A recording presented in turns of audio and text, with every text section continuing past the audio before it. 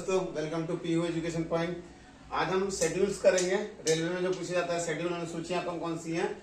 प्रथम अनुसूची जो है राज्य और प्रदेशों के नाम तथा उससे संबंधित है कि उनकी सीमाएं कहां तक है, ये प्रथम अनुसूची में बताया गया। दूसरी अनुसूची जो है वो वेतन भत्ते और पेंशन से संबंधित होती है कि जो गवर्नमेंट में वेतन भत्ते और पेंशन जो मिलते हैं उससे संबंधित होती है। तीसरी जो अनुसूची है वो आपके शपथ से संबंधित है। किससे? शपथ से। और चौथी अनुसूची जो है राज्यसभा के सीटों का बंटवारा किस तरीके से हुआ उससे संबंधित है। मैं इसमें टॉपिक लेके आऊंगा इसके ऊपर भी। पांचवी अनुसूची जो है वो SC/ST जो होता है अनुसूचित जाति अनुसूचित जनजाति के क्षेत्र से संबंधित चीजों के बारे में बताती है। और छठी अनुसूची जो है असम, मेघालय, त्रिपुरा और मिजोरम के बारे में बताती है। ये बहुत इंपॉर्टेंट है रेलवे के मकसद से। और आगे मैं बताता हूँ क्वेश्चनों को। हेलो दोस्तों, welcome to PU education point. आज हम पीछे मैंने 6 शेड्यूल तक करा दिए थे कौन कौन से शेड्यूल होते हैं। NTPC के लिए बहुत इंपॉर्टेंट क्वेश्चन है रेलवे के लिए, और भी सारे कॉम्पिटिटिव एग्जाम में पूछे जाते हैं। 6 तक मैंने करा दिए थे। 7वीं अनुसूची जो होती है संघ सूची और राज्य सूची और समवर्ती सूची से संबंधित है। और 8वीं अनुसूची जो होती है हमारे भारत की भाषाएं कितनी है, कितनी भाषा को कॉन्स्टिट्यूशन में जगह दी गई है, उससे संबंधित है। और 9वीं अनुसूची जो है हमारी जमींदारी एवं भूमि सुधार के ऊपर है कि जमींदारी प्रथा और भूमि सुधार। और 10वीं अनुसूची बहुत इंपॉर्टेंट है सूची, ये पूछता है दल बदल कानून के लिए, जो राजनेता लोग दल बदल करते हैं उसके लिए कानून बनाया गया 10वीं अनुसूची में। 11वीं अनुसूची जो है पंचायती राज व्यवस्था के बारे में। पंचायती राज व्यवस्था वही जो 3 टियर वाली होती है, ठीक है। और 12वीं अनुसूची है नगर पालिका के लिए। समझ आई बात? चलो मिलते हैं नेक्स्ट वीडियो में। तो दोस्तों आगे करते हैं। तो जिन बच्चों ने पीछे के शेड्यूल नहीं देखे हैं 1 से लेकर मैंने 12 तक के शेड्यूल जो बताए हुए हैं संविधान को, सारे शेड्यूल्स देख लेना आप लोग, अनुसूचियां। और आगे हम करते हैं। आज मैं मूल अधिकार के बारे में बताने जा रहा हूँ कि मौलिक अधिकार जो है वो क्या होते हैं।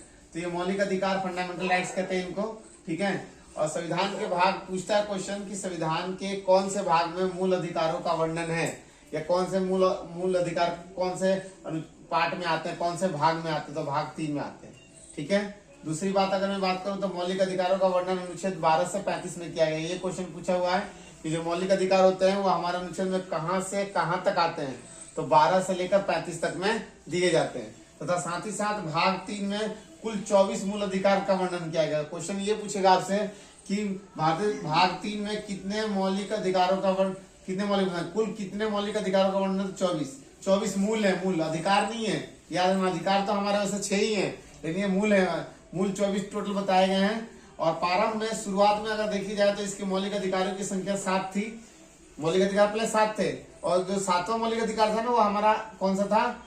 राइट्स टू प्रॉपर्टी था, जिसको हम संपत्ति का अधिकार कहते हैं। लेकिन बाद में 1979 में क्या किया गया? 44 जो संशोधन लेके आया गया, संविधान संशोधन 44 लेके जो आया गया, उस 44 में ये बोल दिया गया कि संपत्ति के अधिकार को मूल अधिकार से निकालकर 300A में, आर्टिकल 300A में डाल दिया गया है।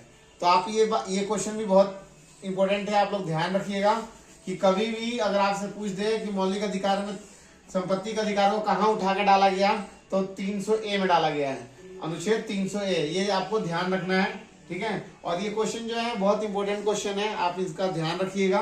क्योंकि यूट्यूब पे बहुत लोग पढ़ाते हैं, लेकिन मैं देखा है मैंने कि इन्हीं क्वेश्चनों को कराने में वो लोग घंटों लगा देंगे, लेकिन मैंने इन क्वेश्चनों को डिट्टो जैसे पूछता है वैसे मैंने आपको बताया है। और जिन लोगों ने वीडियो को लाइक नहीं को लाइक कर दें, सब्सक्राइब कर दें, पीयू एजुकेशन पॉइंट को सब्सक्राइब कर दें आगे ऐसी वीडियो पाने के लिए। क्योंकि रेलवे में अगर आपको क्लियर करना है एग्जाम तो इन वीडियो को देखते रहिए। Thank you.